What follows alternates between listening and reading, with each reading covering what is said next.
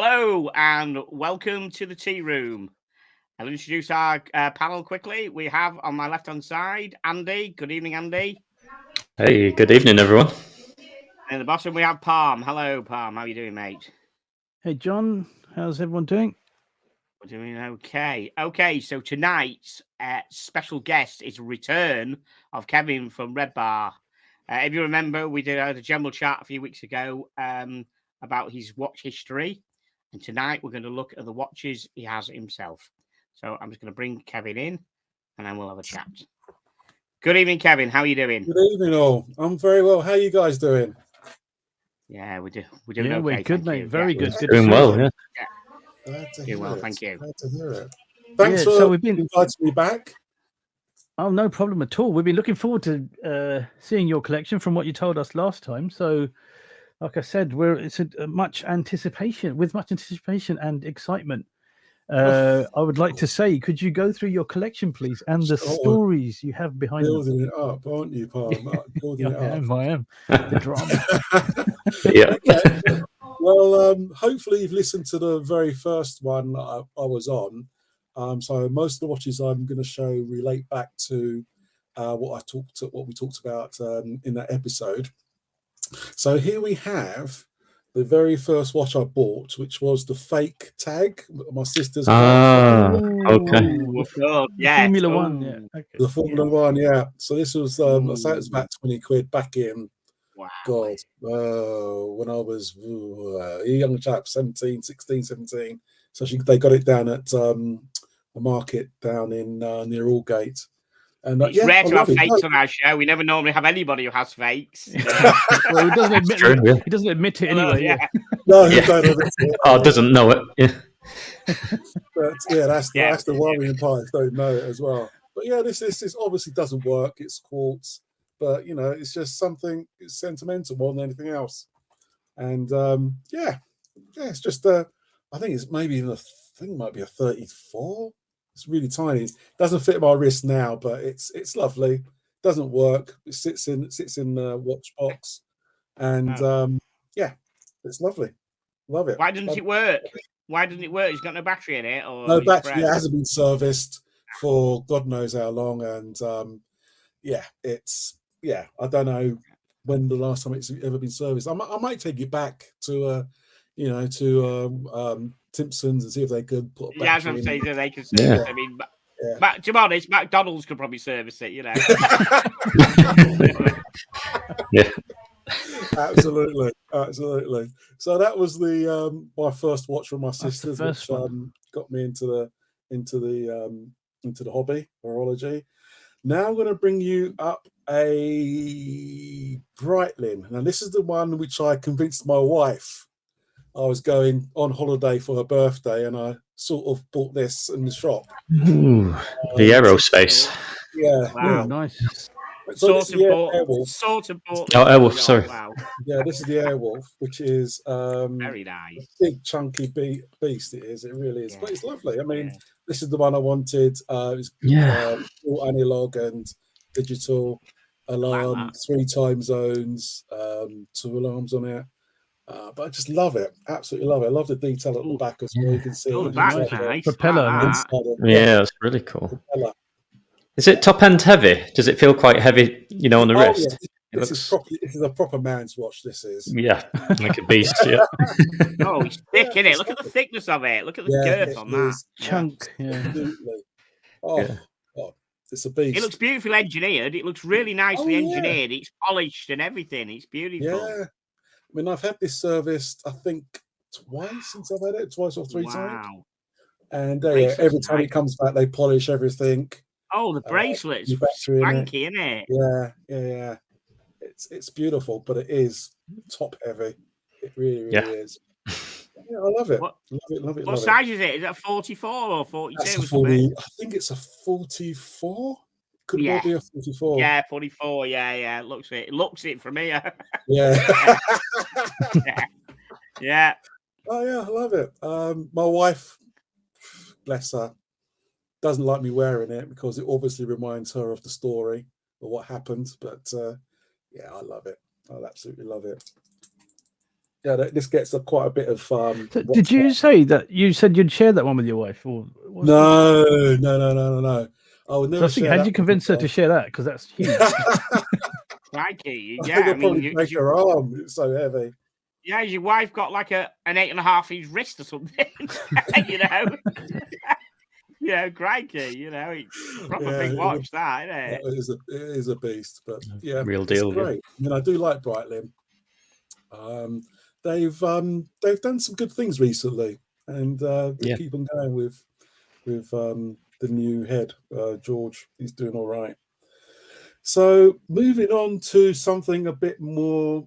Yeah, I like pretty much all watches. It doesn't have to be expensive. No. Definitely cheap. So proper watch enthusiast. Absolutely, we like all watches. All watches, yeah. So I thought I'll show you this. This is the Swatch Moonraker. Okay. A lot of time. This is precursor to the Swatch Omegas at the moment. The Moon Swatch. Yeah. You say it's called a Moonraker. Is there anything connected at all with James Bond? It is. They did see the little Moonraker thing on the like the. Yeah, I thought it was 100%. Yeah, right. Okay. So they did a series, 18 months ago, I think, where they did. They released 5 or 6 watches in relation to the 007 franchise, and this was one of them that they did. They did a few others from the films, Casino Royale, and those sorts of things. But this is just a little. It's cool. It's so cool. Yeah. It's so cool. I've seen, the big. I think I've seen somebody selling the full box set of the Swatch 007 watches. I think it's about 4,500. Yeah, in euros at least. Yeah.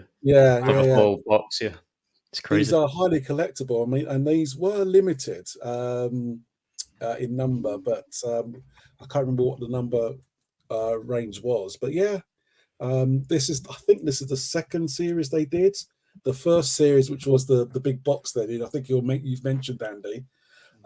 They had stuff with again Moonraker, Jaws was on there, the villain from Moonraker, and a few others. That was a spectacular watch. It looks like teeth. So if you imagine the bottom and the top, it had like gold teeth around it. It was stunning. Cool. And Swatch do come out with some great pieces. And that's why I love them. And they're easily accessible. Yeah. They're all. I'm looking now on eBay. They're all over eBay. There's 300 quid, 299 quid for a Moonraker one. Yeah, I just thought I'd have a look and see. Yeah, 300 quid, mate. Dear. The box. Well, they've got the box and everything for it. Have you got the full I've got the box. Yeah, got the box. Yeah, I never threw away the box. If you're lucky, you get 300 quid for it, mate. Yeah. Oh, okay. All right. That's good to know. Yeah. They did a Q one, was it Q? Yeah, they did one recently. That was right. They did from the which film was it? It was the last one. I think it was from No Time to Die. Yeah. Yeah, they did. I do have that one floating around somewhere. Of course you do. And the box for that is really good because it opens up. And it's a little keyboard underneath because Qs are all about computers. Yeah. So you open it up and it's got in the box where the watch is, you've got a little keyboard, so you can pretend to do something. It's all cardboard. I mean, it's not. It's not a real thing, is it? Yeah, but again, it's so cool. And with that, they did a blue version as well as a red version because the film got delayed. So they Swatch thought, let's make some more money. Let's do an alternative, so different colorway. But It's a bit sneaky, isn't it? Yeah, 225 quid for the Q1. Is it? Yeah, with the box, it looks good. It actually looks really good. He said it does. It's like a computer. It's like a computer screen on the inside of the box and really everything. Clever. Very cool. Yeah, he's probably geeking us. It's cool. That yeah. Attention to detail. I do like a Swatch. Got a few Swatches around, but that's my favourite at the moment. Wow. Now I'm going to show you another watch. A couple £100. And I bought this. It's a G-Shock. And this one is the Blue Note. I'm a big jazz record or into jazz. Oh, big right. Cool. Blue Note special. Blue Note Records. Blue Note Records. You can see it at the back. It's got Blue Note there, Nice. and it's got Blue Note on the. I don't know if you can see it at all. I'm just about to see Blue Note there. See it on Yeah. there. Very nice. I can't see Really that. dark. It's Blue Note Records. I didn't know they did this. That's really cool. Yeah. There you can see it now. Yeah. Yeah, you can see it now. It's as soon as I heard about it, I rushed down to Carnaby Street, went down to G-Shock, spoke to Melissa. I said, Melissa, I want this. Yep, you can have the first one. That's fine. And cool. Obviously, it wasn't a very good seller because they went in the sale a couple of months later. Wow. So that was a question. Like, are they collectible? But I'm guessing not then. No, it's Blue Note. I mean, who knows Blue Note nowadays? But it is something which I really wanted. And, as soon as I heard about it, went down there, spoke to them, said, yep, I want one, get me one. And it's a standard G-Shock watch. This was limited. I can't remember what the number was, but limited release. But it's something which reminds me of Blue Note Records. I've been fortunate enough to meet Don Was and got his signature somewhere from nice. gigs and a few other Blue Note artists as well. So yeah, this is great, and it's solar powered, Bluetooth enabled. To be honest, it's water resistant to God knows what, shock resistant. You really don't need another. How long have you had that then, Kevin? This is about, I think, 4 years old. 4 years? Yeah, 4 years I've had this one. Okay.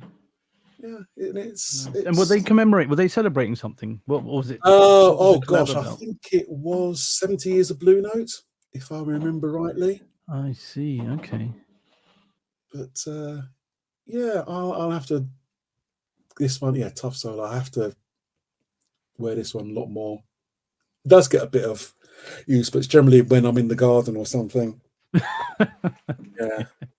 But yeah, that's another piece I think very sentimental and will always keep as well. So don't tell me how much it was worth, John, on eBay. It's probably about 50 quid. I can't even find one, yeah. Yeah. Yes. Gone. I think that was one of however many they were supposed to. Then he did one. Yeah. Oh dear, oh dear, oh dear. So let's move on to, let's have a look at this one. Now this is an Oris. Brand ambassador alert. Yeah, there is. Yeah, sneaking an Oris. Yeah, but no, this is the RedBar edition they did. Gosh, 63. Is that what's that called? 3 years ago? Yeah, it must be. Okay. Is that red? It's sort of a burgundy kind of, yeah. Yeah. The red yeah. Apparently, the Oris will never make that color again. So wow. Okay. That was part of the deal they did with RedBar. And cool. I have a 65. 65, that's it. Yeah. Yeah. And this is one of 100 they did. And I have got number 34. So it's got the Oris and the, I don't know if you can see it. It's just Oris and the RedBar logo on the back as well. That's really cool. Yeah. How do I get that for Barcelona? You're too late, mate. You're too late. Yeah. You have to wait for the next ones. Which I don't know nothing about. They did do with the follow-up was with Frederick Constant. Okay. Those, I think there are still one or two floating around. Of cool. Those, but yeah, these ones are pretty much, well, they are definitely gone. Sure. And if you do sell one, Kathleen will come and chop your head off. Yeah. Okay, exclusive, are they? The 65. What's this? Yes. They released a new one this year, didn't they? At the not much of the one, just the Geneva. Yeah, the recent Geneva one. And what's the significance of the 65? It seems like quite a special piece with Oris. know? Well, it's been around for a couple of years now, a good couple of years, and it's a very, very good seller with them. That along with the Aquas range, which is the thicker diver size ones. I wouldn't say there's nothing special about them, but they're a good size. They are fantastic design. They do hark back to an earlier edition that they did back in the 60s. But it's a standard good quality watch. You can't really knock it. They're generally sleeter movements inside. Some people don't like them because they've got the date at the bottom at 6 o'clock or 3 o'clock, depending on where they have them. They're good quality watches. Nothing wrong with them. And Aquas is the thicker one, which I do like as well. But I do like the Dive 65. The classic. What's the 65 bit about? I mean, it looks a bit like an MAS 65, doesn't it? A bit like the old Seiko MAS. Yeah, I mean, it's a nod to it, sort of thing. I think it's probably the other way around myself, but we'll see. We'll see. So Seiko paid homage to this then. Yeah, I think so, but you know. Well, okay. Did the Oris come out in 65? Did they make a diver in 65? I think they did. Right, okay, because the MAS 65 was a proper classic Seiko watch, pretty nice watch. And it's similar in a way with the way with the like quite a narrow bezel and stuff like that. Yes, you know, Oh, it's just fully rotated. It's quite narrow compared with your standard dive, which I like. It's different, you know. It's nice. Cool. This is a Jean Rousseau aftermarket strap on it, which I put on it, which is quite nice. It's I can't remember if it's crocodile or alligator. I think it's alligator. This one. No, snakeskin. This is snakeskin. Snakeskin. Oh, even sounds even more cool. To go with the colours of the dial. So, but yeah, this gets a lot of wear as well. Very cool. So, how long have you had this one? Sorry, this one I've had about 3-4 years. Okay.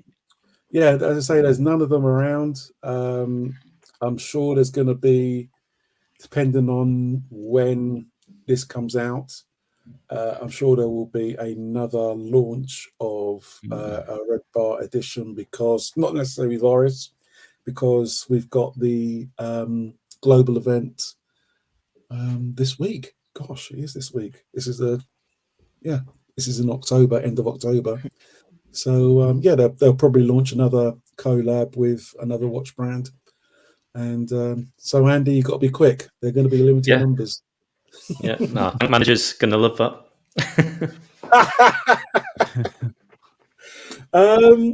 Next, I have got for you. Let's go with an Omega. Let's go with Omega now. This is Omega Speedmaster racing dial officially, nice. But the nickname's Tintin. Right. Okay. The story with this one, don't know if you know about it. Omega decided to release a watch for Tintin. So they wanted to get the authorization from the publishers, whoever had the rights of the comics. So they already mocked up a Tintin watch with the rocket somewhere on the dial as well. Cool. And so they wrote to them and they said, no, you cannot use the rocket or anything associated with Tintin in your watch. Wow. So Omega being an Omega, instead of throwing away the dials, they decided to keep the dials and sell them as racing dials. And you could buy them in the shops. These were not particularly well liked at the time. And you could, in fact, I know, get that at a discount. But everybody started to hear about the story. Everybody started to want one at the time. I ordered one and there was none in the UK. I had to fly out I ordered one from Prague. No, Budapest. Budapest I had to go to. So I don't know if you remember in the last episode I told you about I was bored one day, so I sent out all of these emails to every single Omega dealer in Europe. And this is the ones that came back I could actually purchase. The other one was another Speediorite, which is a very nice piece. But yeah, so at the end of the day, it came in. Kept in contact with the Omega dealership over there. It came in. I flew out Saturday morning, came back Saturday night with this watch. And wow. So is this collectible now then? Is it after the story? Yeah, okay, I mean, nobody's made to know the number of these. It's between 1,500 and 1,800 made. Wow. And it's also got red on the standard Speedmaster. It's generally black writing on the back. This has got red to match the dial. Yeah, very nice. So yeah, about 1,700. Nobody really knows. I'm sure Omega knows, but they're not saying anything. The total number of these made, and yeah, these are now, I don't know, 10, 12, 14 grand, something like that. Ooh, really? Wow. Yeah. Wow. Very collectible. Wow. Very collectible. Why won't they tell you why won't Omega tell you how many have been made? What is the issue with them telling you that? I don't know. I suppose it adds to the myth on their side. But yeah, I mean, there are a few people who will know, but they're keeping quiet. But yeah, it's just a standard Speedmaster with a dial, speedy dial, thingy dial. Also, what we found is that people who have bought this are not necessarily Speedmaster fans. But also they're fans of Croatia football. Croatia? Oh, okay. Oh, because of the shirts. Oh, yeah, the shirts. Yeah. Ah, right. So that's not the Schumacher, is it? That's totally that's a racing dial as well. It's similar. They called it a racing dial, and Schumacher is part of that particular genre of watch from Omega. So yeah, they've called it a racing dial, but the nickname is the Tintin. Cool. Cool. Interesting story, that one. Yeah. Let's have a look. Let's have a look at something else I wear quite a bit. This is, oh God, Shogun. It's a Grand Seiko Shogun. This is a pink dial. Okay. I don't know if you can see it properly. Yeah, I think you got it there. Yeah. You can't see the pink, but you can see the texture. Yeah, you can see the texture on it. So this is, I love Grand Seiko. They do some really fantastic styles. Yeah, absolutely. And it's all hand polished as well. But you know, I love this style. I love it. This was a exclusive for the US markets up until I think beginning of the year, January, February time. So they had it for 2 years. And this is a titanium case. It's a GS case, extremely light. I just love it, and I love spring drive. The movement in this is totally unique to Grand Seiko, unique to Seiko, I should say, because I know they've put it in one or two other Seiko watches. But yeah, I just love the dial. I just love the dial on this. It's absolutely stunning. And before COVID, I was planning to go out to New York to buy this because it was a US exclusive, and there was no idea when or if it was going to come out into the European market or even Japanese market. So yeah, this was a stunning piece. It is beautiful. You need to see this in the flesh. The way the pink shimmers in the light and the hands and the case sparkle. They do sparkle. I mean, this is The whole thing's titanium, and it's just titanium as well. Okay. Yeah, it's your eyes lighting up when you look at that dial. Yeah, it's a delight, like nothing else, and it's so polished, but it's beautiful. It is absolutely beautiful. I think this is one of the best dials they've ever done, hands down. The pink. Well. Okay, nice. So just going back to that one, sorry. Could you just the spring dial? Could you just show us the sweep again? Because I mean, I do love the sweep. Oh God, yes. Yeah, you need to see the sweep. That's a very good point. The texture of the dial is incredible on Grand Seikos, but the sweep just on the spring drive. The sweep in seconds. You need to see. Yeah, there we go. I don't know if you can. I'll try and get it in.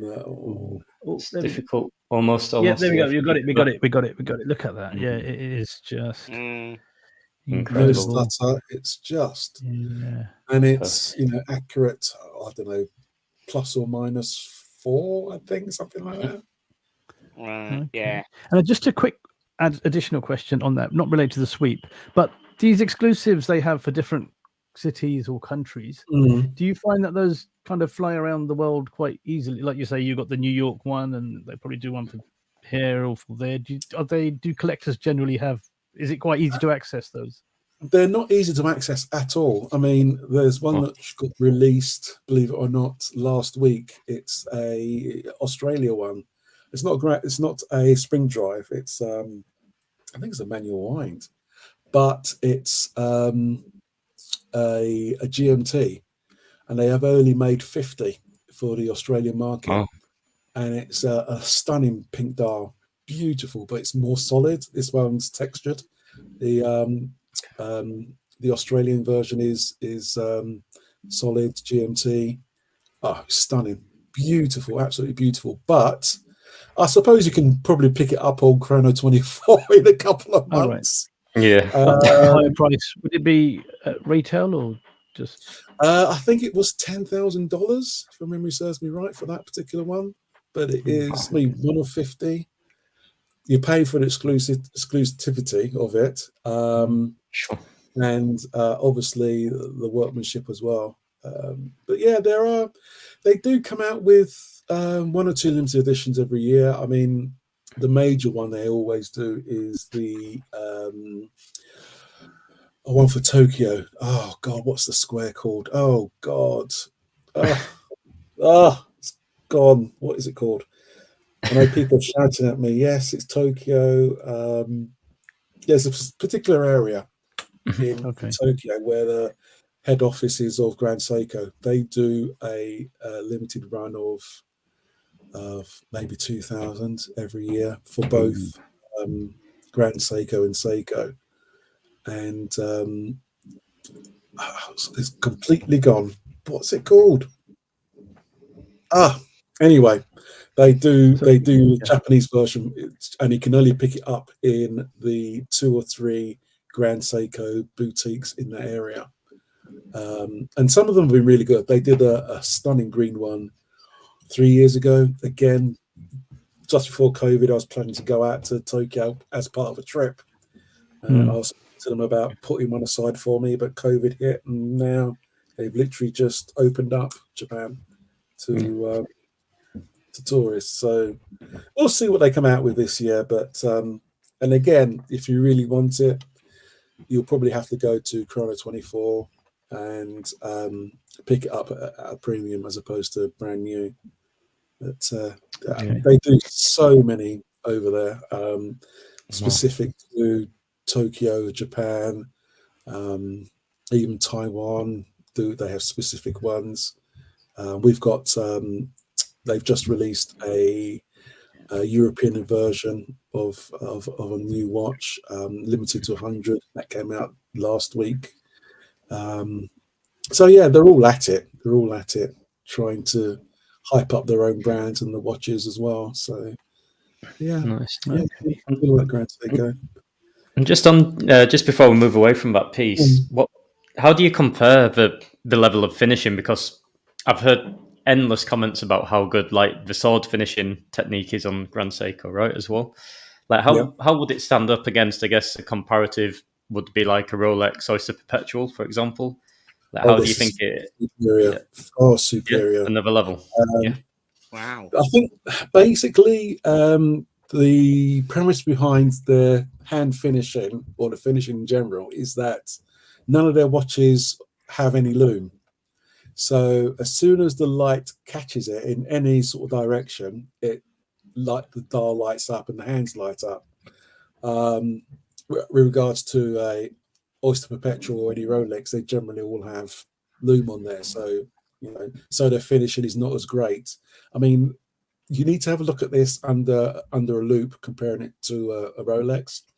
But they've polished both the top sides, the sides, and the undersides. Rolex don't do the undersides of their hands because there is no need. Who's going to see it? But Sure. Grand Seiko and their technicians, the watchmakers, they have such pride in their work that that's what they do. They polish every single facet. Wow. You just need to see this in a loop. It's stunning. It really, really is stunning. All Grand Seikos are finished in that way. And certainly even some Seikos as well, high-end Seikos. And then you go to the Creedor range, which is another level.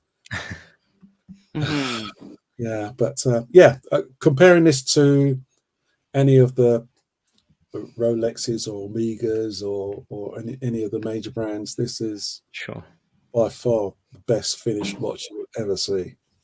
Wow. That's really interesting to hear, actually. Very interesting to know that. That's my opinion anyway. I'm sure one for the collection then, yeah. I think everyone's going to add one to their collection now. Yeah, I hope so, because UK bred Grand Seiko as well, or just plugging for it? No, oh God, no.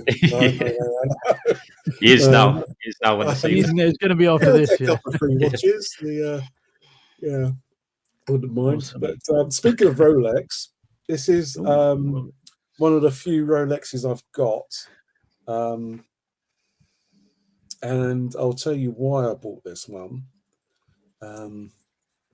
It's the Milgauss green and blue. I don't know if you can actually see it properly. The Z blue dial. Okay. Nice. Yeah. We can see that. Yeah. Now, this is an interesting piece. I mean, technically, it's not as good as an Omega. I mean, this is only 1500 Gauss.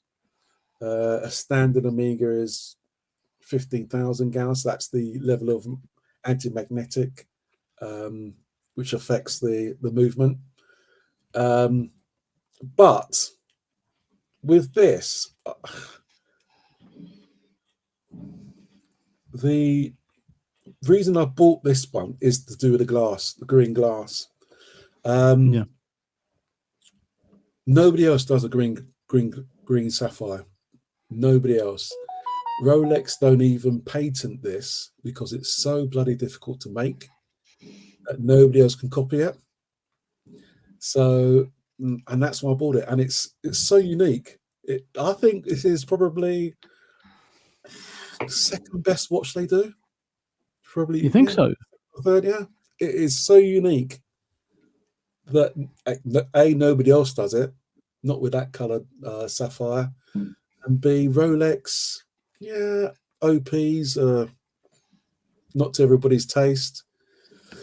Datejusts, nice, I get them, but this is so left field from Rolex, apart from the funky colors they've done in the OPs, which sometimes they have and sometimes they discontinue straight away.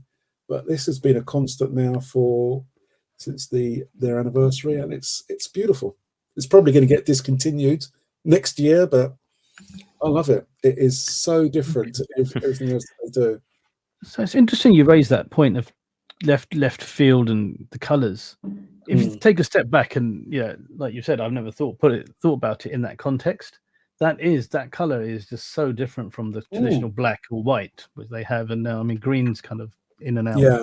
Why do you think this is so underrated? Do you think it comes because it's a scientist watch? It's a bit nerdy, or what? Why is something like you say? If you think about it, it is so stunningly good looking with the glass, the green glass, that amazing blue.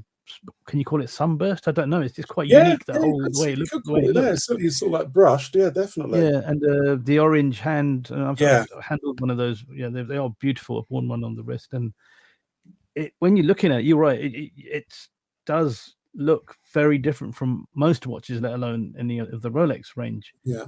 Why do you think that it doesn't get the love that, for the reasons we're talking about?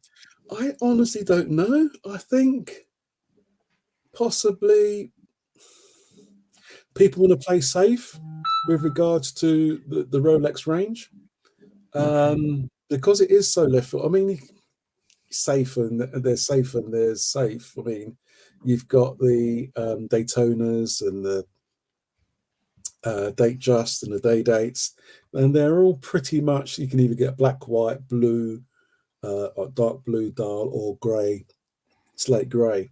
Those are the major four colors.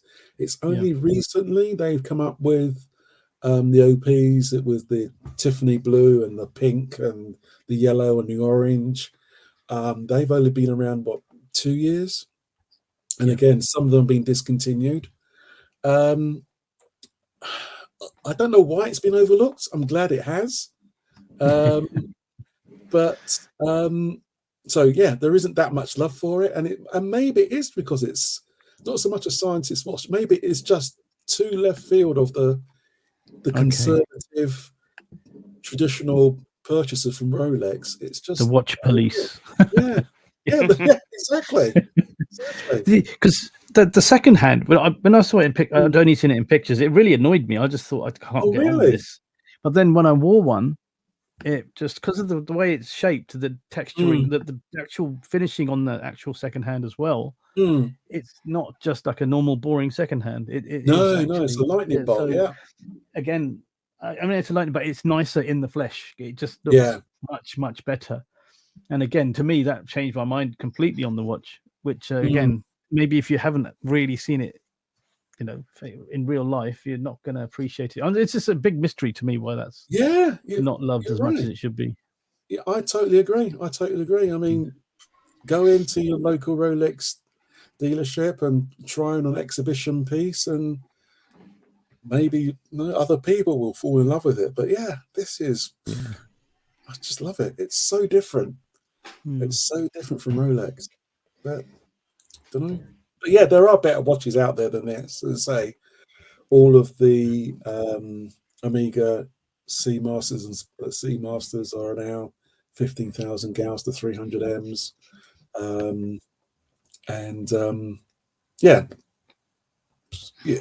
There's so much radiation around with your phone and laptop or whatever. These do get affected, or watches do get affected, but it's still beautiful. As I say, it probably will get discontinued next year, and then people will want it, and the prices will go up. And same story. Well,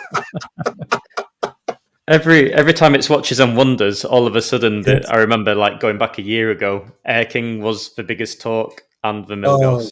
Every time it's Watches and Wonders is speculation, and the prices go up in the grey market, and then as soon as it doesn't get discontinued, it's like it goes back down again. Exactly. But it'll happen again for sure. I think it is about time, but we'll see. Yeah. Now, sticking with Rolex, this is not a Rolex I'm going to show you. It's something which I bought instead of a Rolex because, of course, I couldn't get one. So I thought there is a backstory to this. Basically, 7 years ago, I think I put my name down for a Daytona, white dial, black bezel, black ceramic bezel Daytona, thinking ahead that because you don't get gold watches anymore when you retire or anything like that. So I thought I'd treat myself to a Daytona. And I thought, 5 years? I must be able to get one in 5 years. This is 7 years ago. And the bottom line is that I was removed from a list I won't say from which dealership, for no reason, and I have to start again effectively. So I'm now 2 years in, I think, into my wait list for my Daytona. So as part of my retirement present to myself, I bought myself, it's got gold in it. Okay. I got myself a Bulgari Octo Finissimo limited edition. Ooh. No, we're talking. Wow, we love that on this show. We love the Octo Finissimo. We're all behind it. Yeah. Look at So this is I prefer that to Rolex. Sorry, I'll say it now. I prefer no, that's fine. That's fine. I love it. This is stunning. On the list, it is beautiful. Can you give us a bit more side profile? Yeah, sure. So slim, right? Yeah, so slim. I can't remember the exact thickness. So I think that's 1.8, is it? What the movement probably is, yeah, and the case is a bit thicker. Maybe 2 or something, yeah. Yeah. No, I think it's 1.8 because it's only 1 millimeter difference between this and the Richard Mille Ferrari. Apparently, it's so negligible. The actual is 1 millimeter. Oh, really? Oh yeah, but that's on the that's on the super slim. Yeah, okay. that's the latest. Right. I mean, this is that's the case back. Let's see it properly. That's exhibition, yeah. Yeah. Yep, we've got it there. Yeah. Platinum micro rotor. Yeah, it's a work of art. It really, really is. 100% agree. Yeah. So yeah, I love this. There's 200 of these, I think, worldwide they made. Wow. And this was it was a thank you to the dealerships who sold Bulgari. So you could only allegedly get it from dealerships who stocked Bulgari, but I got this one from Bulgari Direct. And it's titanium, gold, rose gold in the season, and hands. What's not like to like? It's just beautiful, absolutely beautiful. Yeah. So I got this instead of Daytona with the money, and I'm still on the list for the Daytona, but I will. I mean, Octos are just stunning. I think everybody should have a look at these. Oh, they're picking up in watch circles now, and again a bit more mainstream. But yeah, I was like that. My thing with this watch, I don't know if it's a question as such, but I see it being like it's not Joel Genta, but it's going to be equivalent of that in time to come. Yeah, it's the most innovative case design we've seen in modern watchmaking for such a long time. Like, it's incredible, I think. Absolutely. I mean, the watch writers of this world are saying that if Joel Genta was alive now, this is what he would design, basically. 100%. But it's stunning. It really is stunning.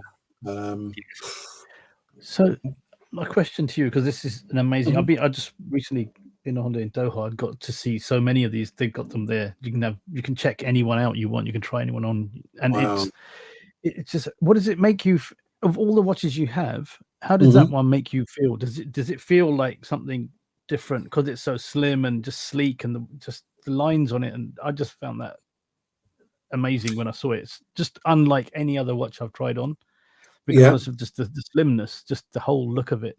How does that make you when you wear that? How does that make you feel about that? Does it feel like a regular watch to you, or does it actually feel like something special? It does feel something special, but it's also so light you forget you have it on. So I mean, everybody who sees it recognizes, even if half the cuff, everybody comes up to who knows about watches, says that's an Octo, can I have a look? It's instantly recognizable because of the shape. And I generally wear this most of I'll say some of the time during the day, but it's more when I go out in the evenings. For instance, I was at the Bremont launch of the 3 watches the other day, and I do have a Bremont, and it's quite chunky, so I couldn't wear a Bremont. So I thought I'd wear something a bit different. So I ended up wearing this, and got noticed, of course. Adrian Bark and Jack took some pictures of it at the event. I haven't seen them come up. I know he was at the event. Yeah, he took some pictures. Oh my god, yeah. So he took some pictures of me just wearing it. So if you see one online from him, it's mine. Okay, I'll check Instagram. Yeah, check Instagram. But yeah, everybody loves it. Whoever's into watch design or design generally, it's a stunning piece. Because that's definitely one watch, not because of hype. That if someone was wearing one, I wouldn't be afraid to say, "Sorry, could I see that?" That's just amazing. You know, it's not. You know, it's not like there's a Nautilus or something. You know, it's because it's just such a stunning piece. They're doing some great things over in Bulgari. There's a few things coming out next year, which I've heard about. I've tried on their minute repeater. They've got a minute repeater, golden minute repeater. Oh my god! Yeah, but that's a different league of money. I think it was about 160 grand. I think it was. Pocket change. Yeah, pocket change for you, Andy. Yeah, absolutely. Yeah, of course. Yeah, of course it is. The Barcelona types. Yeah. I wish. One day. But Roma. I'll get a Roma. This is just more affordable. Yeah, Roma. They're not bad. Oh, nice. Sir. There's a green Roma that I tried on. It's beautiful dial on that one. Yeah. Yeah, this was a present to myself. Well, they're all presents to myself, but this one's more meaningful because of how it came about. Yeah. Nice. Let's have a look at.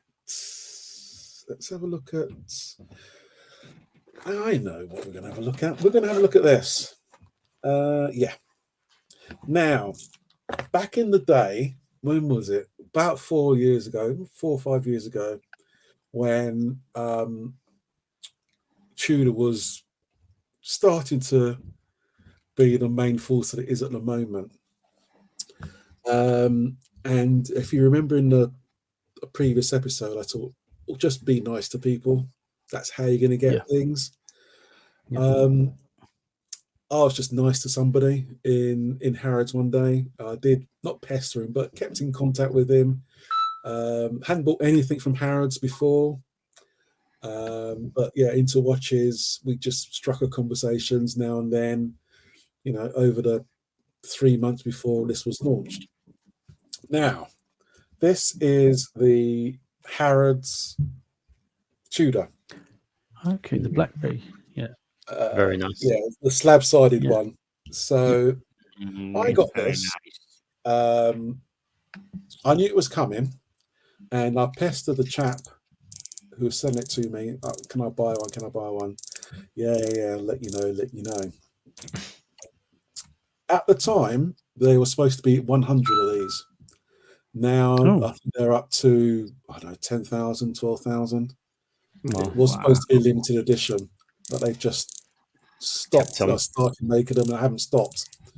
So because of how nice I am, I have got a number under 50.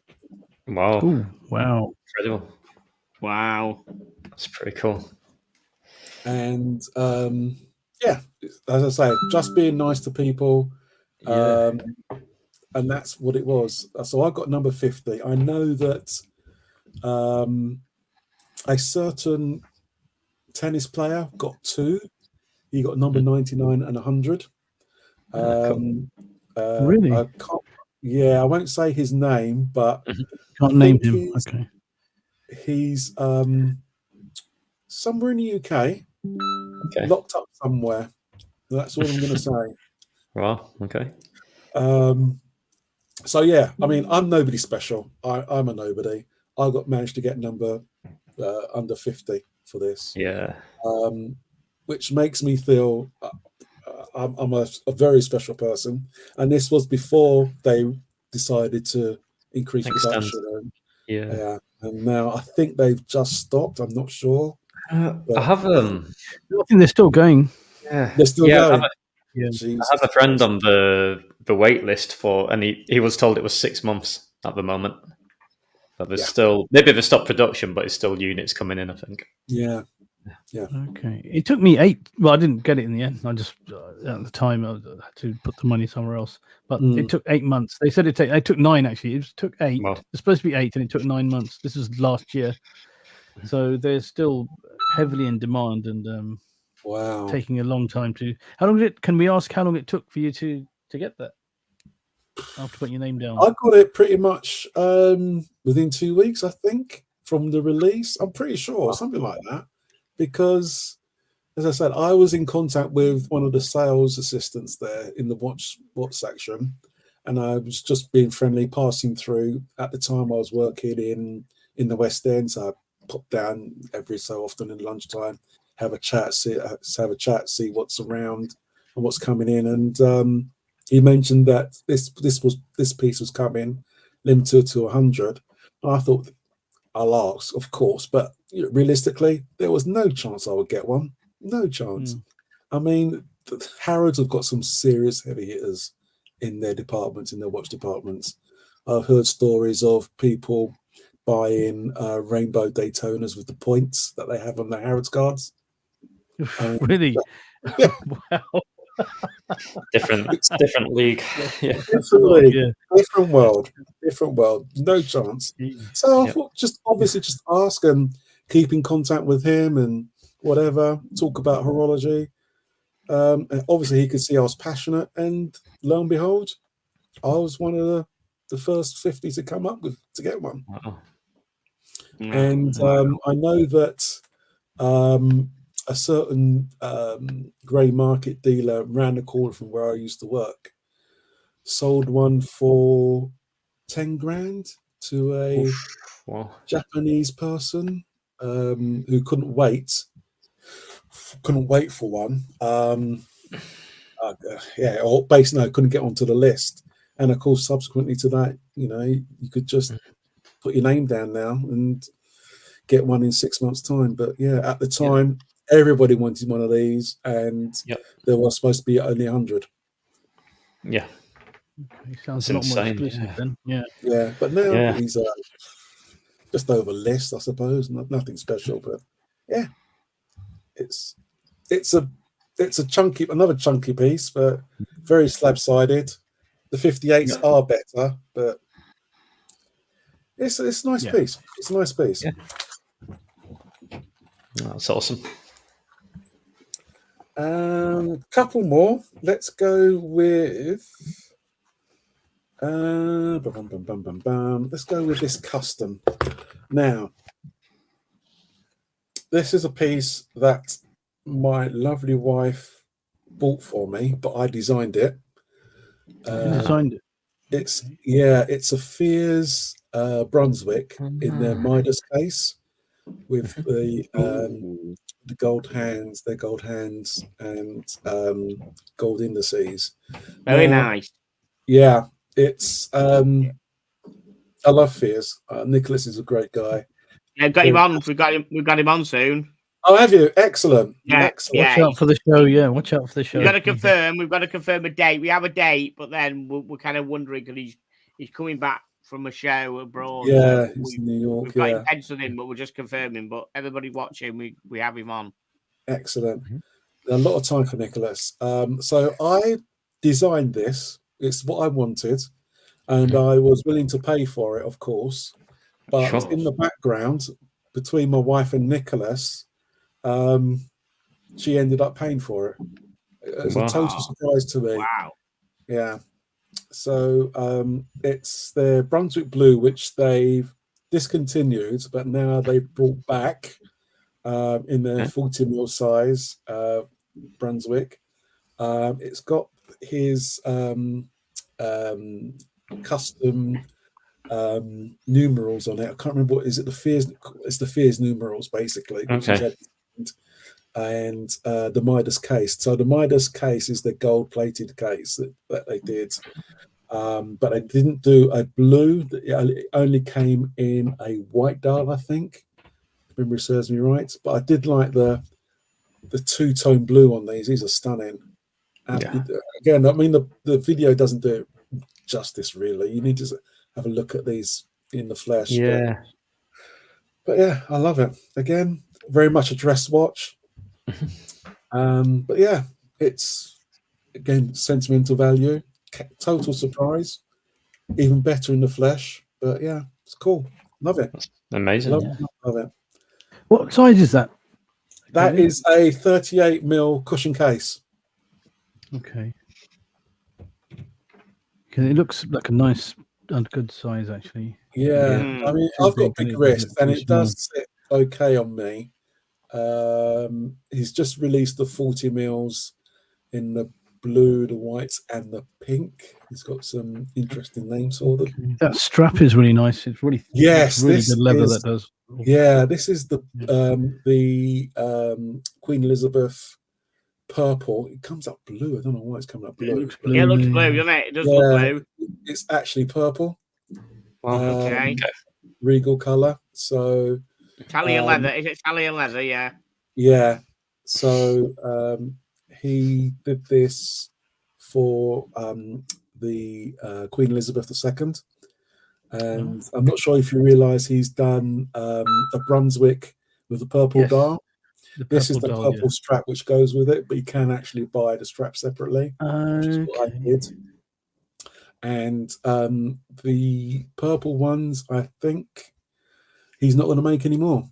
He stopped making them because of Queen Elizabeth's death. So that's what I was going to ask. Actually, is that still available? Because I did see that the purple doll. He called it the Jubilee edition, didn't he? Jubilee, that's it. Yeah, and, So so I think there's going to be about 70 of the Jubilees, and that's it. That is it. But I've got one of one, unique to me. Nobody else can take this design, or color. Yeah, awesome, brilliant, lovely, real. Let's go with. I know, Palm, you want to have a look at one of these, so let's start off with this. Is it Snoopy? Yes. Snoopy. Hey, we got that. Oh, look at that. Oh, we can get that focus on there. Oh, there we go. Yeah. Ooh. Yeah, we've got it. Yeah, one of 25 Snoopys he's got. No, he's joking. He hasn't got 25. Oh, everyone's got Kevin. No, he does not 26. Have 25 Snoopys. Walk us through this one, mate. Yeah, so this one is, I'm trying to think, how many did they make of these? 1,970 of these. Wow. And as I don't know if you, in the previous episode, I got the call and I was humming and hawing about it, but and that's the case back. So each case back is individual, and you can't see it, but that's silver. And in the background, you've got speckles of silver as well. Which make up the night sky. You can probably see the flecks, Okay, see some flecks there. That's as well. You get lots of hate there. About it. If you turn around and said you got the call and you rejected it and you told the story, the amount of hate you probably get in the chat. Like, really? You got offered that and you said no. Well, some people have in the past. They're kicking themselves, but I mean, did you tell the story about one of them? You got offered it within an hour. Not yet. Really? A watch.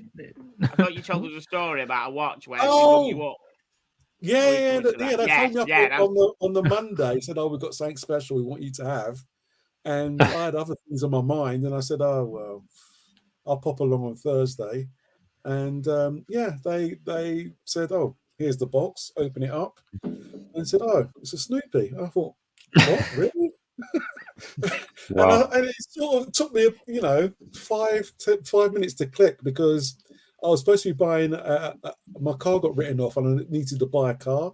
So right, I remember now. Whatever this was, £4,000 to go towards a car, or a better car, effectively, or the same amount of money if I bought that, less that, of course, with going to another car.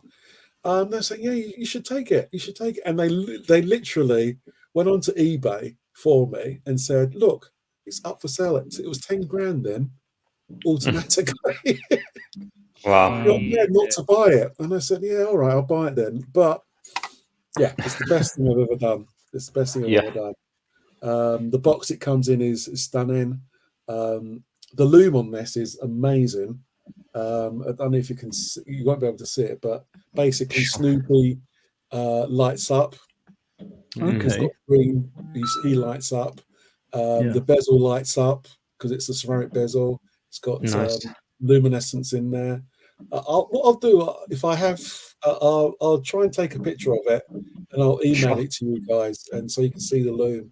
It's phenomenal. If you could, that'd be great. And this is, it's such a cool piece. Such a cool piece.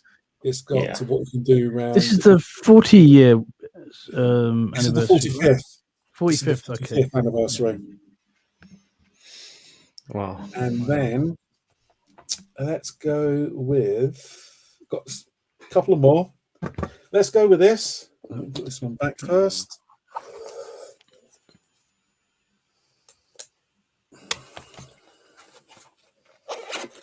Let's go with this. I don't know if you remember this one, John. The M.A.D One. Oh yes, you wore that. You wore that. You wore that at the event, didn't you? I never got a chance to look at it. Yeah. I spotted it. I clocked it on your wrist, and I never got to ask what is it exactly. I never got to see it. That's okay. I've never seen it. Okay, I've never seen one in the flesh. It's crazy. I wish you'd come and have a look at it and knew it was that fancy. I remember just clocking it on your wrist. Yeah. And I thought, do you know what I thought it was? I thought it was that watch they call the M.A.D One. You know, the Ricky at Scottish Watches has got. Yeah, red watch. It's the same one. It's the same one. It is one. Oh, right. It's the same. There's only one M.A.D One. Yeah. That's not bad because I clocked that from like 10 feet away on your wrist. And it's a I didn't know it is the M.A.D One, right? I clocked it. I never came to ask about it. That's what it is. Edition. Right, it is the M.A.D One. Yeah. What's the story behind this, and who makes it, and what? Give us some. Wow, that's amazing, isn't it? This is produced by M.A.D One, the M.A.D Gallery, which is a subsidiary, I suppose, of MB&F. MB&F, that's right. It's the M.A.D One, right? Got you. So I was fortunate enough last August to be in Geneva, and when the blue one was launched, and that one was just for Max Boozer and friends, MB&F and friends. Yeah. So to celebrate 10 years of him being in business and say thank you to all of his staff and partners and whatever, he produced the blue version. So I think that was limited to around about 1,800 people, 1,800 made. And so everybody said, you know, how can I get one? You can't get one. They're going to special people. Oh, that's a real shame. You need to make more, basically. And so when this launched, I was in Geneva at the time, managed to see the blue in the flesh, saw the press sample there, had a chat with them in the boutique in Geneva, and basically said, if you are doing another one, let me know, put my name down. Lo and behold, March, April time this year, got an email from Max or from the gallery saying, we've got one for you if you're interested. Here's a special code, and click on the link and purchase it. And that's what I did. So just a quick question: how do you tell the time on this? So where is? Tell the time on the side. So it's basically a driver's watch. That's the movement, which is also loomed. So that's the rotor. So basically, he's just turned it upside down, and the rotor's now on the top, and he's made it decorative. And to tell the time, you tell the time on the side. So you have it on your wrist like that. Turn your wrist up like that. Is now one. Reading this backwards. Is that 1:29? Is it? No, 12:30. It's 12:32 on this one. That's what he's saying.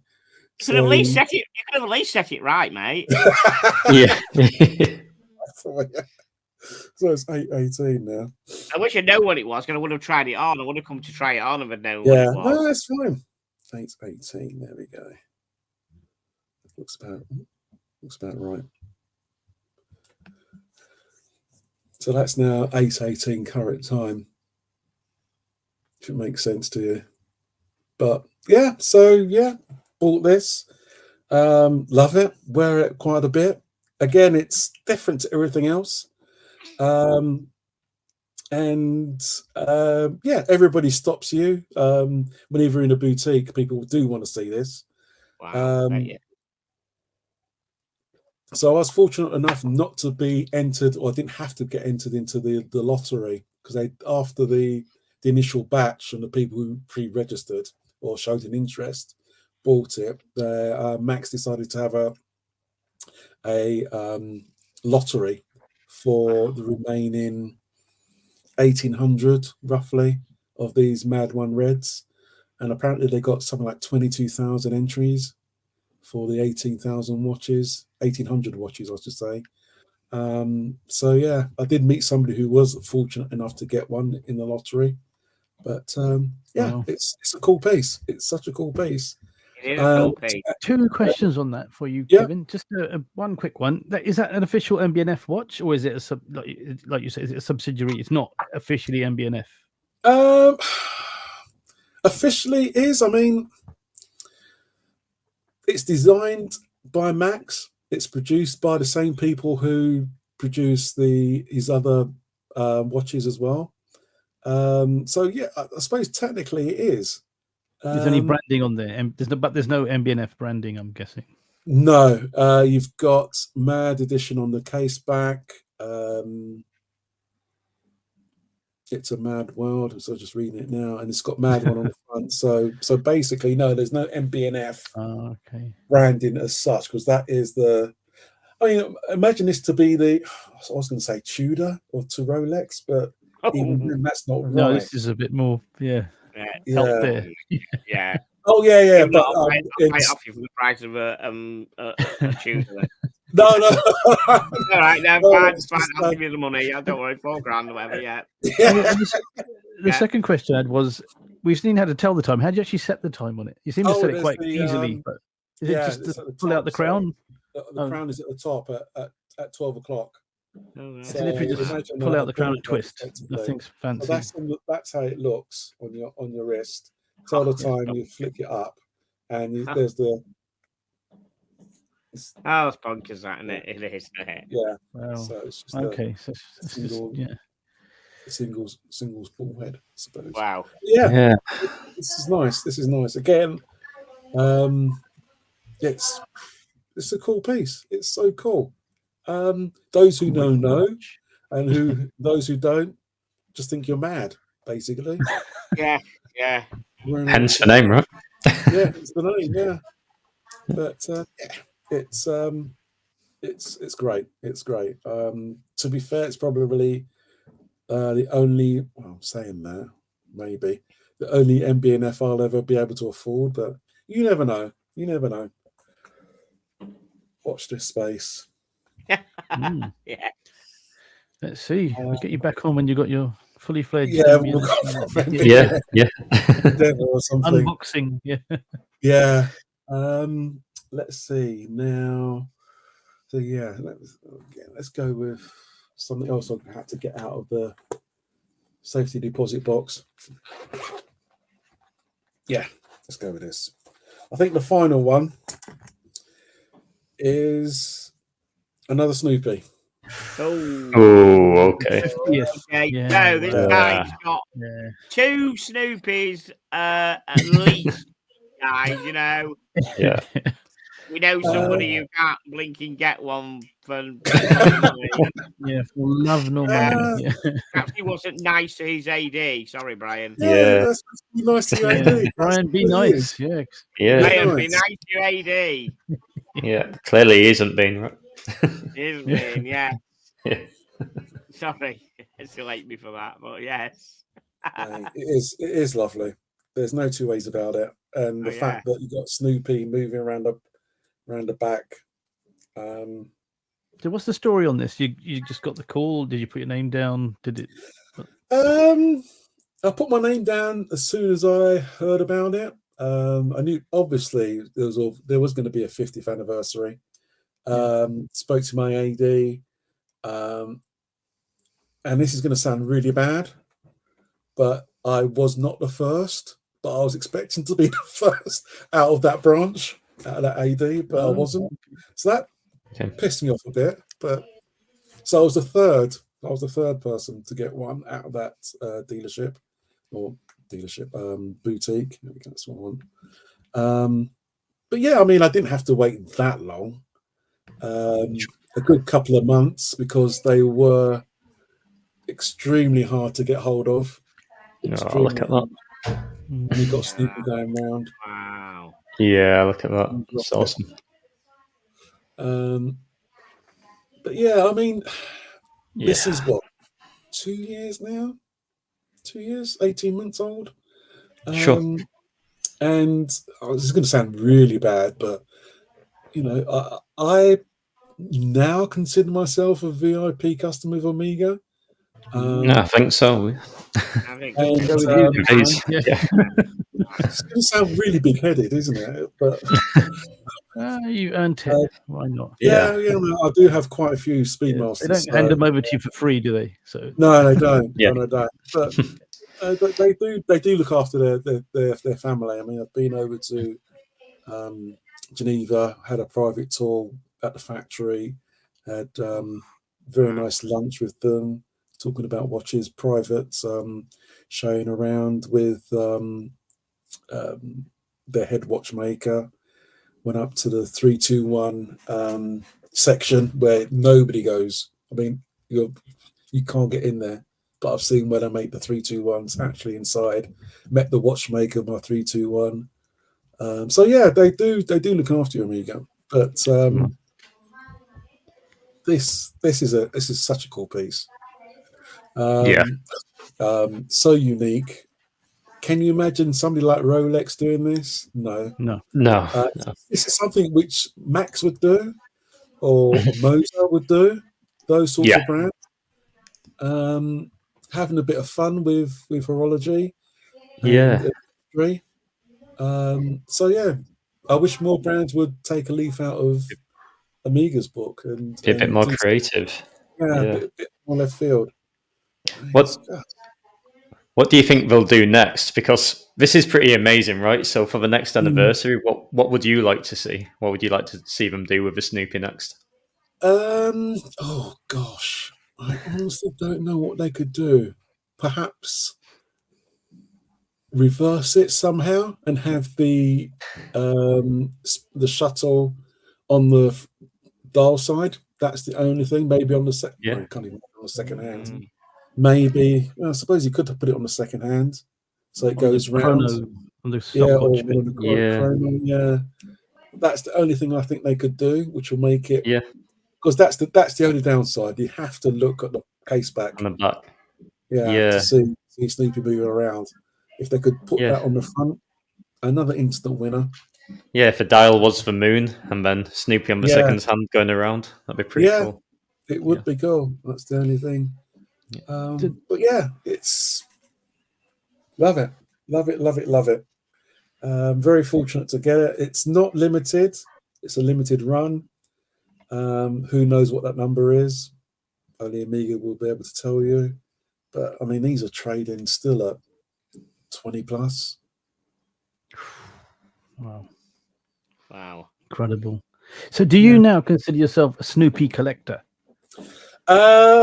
No, because there are other brands who do Snoopys as well. I mean, Bamford. The Omega Speedmaster Snoopy collector, because they have got previous models as well to the two. Yes, they do have the Eyes to the Sky edition, which I don't have, but I do have something similar. Well, I do have it, and I don't have it.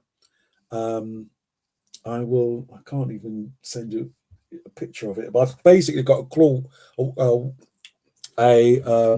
wall clock based on the Eyes to the Sky edition, because I don't want to spend 20 odd grand on a Speedmaster second hand just to get complete the trilogy set. So I bought a wall clock which basically looks like it, exactly the same. So yeah, so technically I don't have the 3, but I do have the 3, if that makes sense. Yeah. Future ones, would you go for every future edition? Yeah. Okay. Yeah, absolutely, because they're going to be unique. They are unique. They are. They're going to be different. They're going to be funky. They're going to be special. They're going to be beautiful. They really will be. Let's hope so. Anyway, I bet you the next one's going to be some sort of dog. Or Snoopy. Snoopy's a dog. Yes. But so the next question I have, which I'm sure all our viewers will be dying to know the answer to, is how do you become a VIP at Omega then to actually get these? Buy lots of watches from with one particular boutique. Go in there semi-regularly, just have a chat, have a coffee. They've just opened up the refit of Regent Street, so that's going to be more welcoming. So yeah, just go in there, have a chat. There's no point in going in there and saying, I want that watch with the dog going around the moon, because they'll instantly know you're a flipper. Yeah. So if you go in there and have some knowledge, talk to them about watches. I think everybody's doing that, actually, sort of like pre-qualifying the potential purchase customers. It's justified now, though, isn't it? Considering the number of people that are just flipping. Even the moon swatches are getting flipped. Everything's getting flipped. Everything gets ridiculous. Flipped. It's just crazy. Yeah, I don't know what it is. Maybe it's just mentality, but I know everybody wants to make a quick buck, but I don't know. I don't know what it is. I really can't put my finger on it. But to become a VIP, I suppose there's no such thing really, but a considered purchaser, you need to just stick with one boutique, speak to the manager. I think you're confident enough to know that I'll get this piece, if you see what I mean. Yeah. Because I think you sound like you feel confident that if another one came out, they would at least consider you. Absolutely. Absolutely. I mean, I'll pop in there, say hello, have a cup of tea, chat about holidays. They're people. They are people. So you treat them like people. Treat them like your friends. There's no rocket science, and there's nothing to stop them putting you on the list. It's whether or not you will get it is down to your attitude, effectively, and obviously purchase history as well. I do know one or two people who haven't bought a lot, shall we say, of Speedmasters, and got one pretty quickly. Yeah, and it is just all about attitude. It really, really is. Just be nice to people. Just be nice.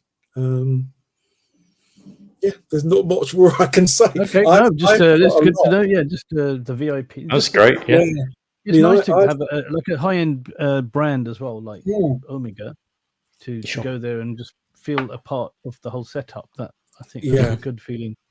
Absolutely. I mean, I've probably got about. Fortunately, all my watches are in the safety deposit box, but I've probably got about 18 Speedmasters. Different. Really? Okay. Wow. Okay. Wow. So you just buy 2 and that's it. You're a VIP. I think you have to buy 16, then you're a VIP. Wow. Wow. Okay. Yeah. Okay. I take it that's your collection with. Yeah, that's what I've brought out from. Thank you so much. That was really incredible. fascinating. Yeah, that was incredible brilliant collection. That was really. Thank you so much. Thank you. No, thank you so much for that. Brilliant. So,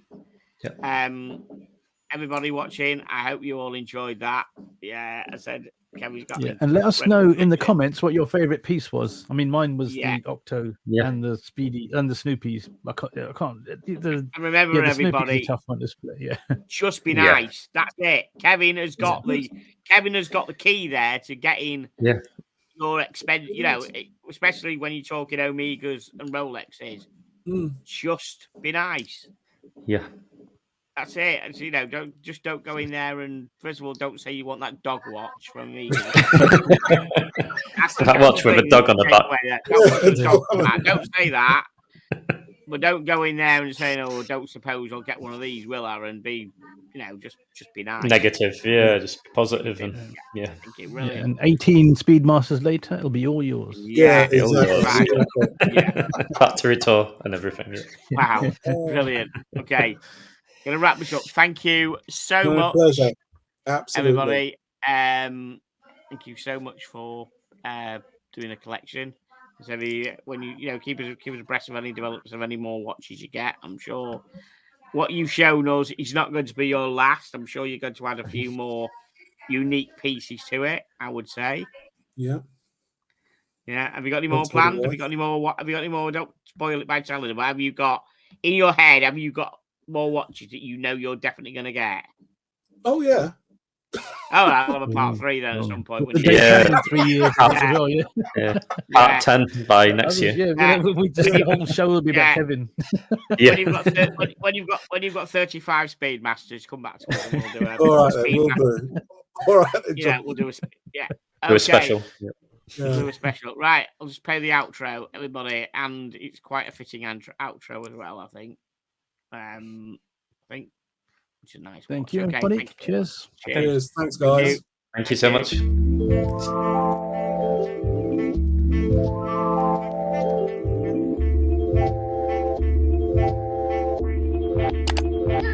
Yeah.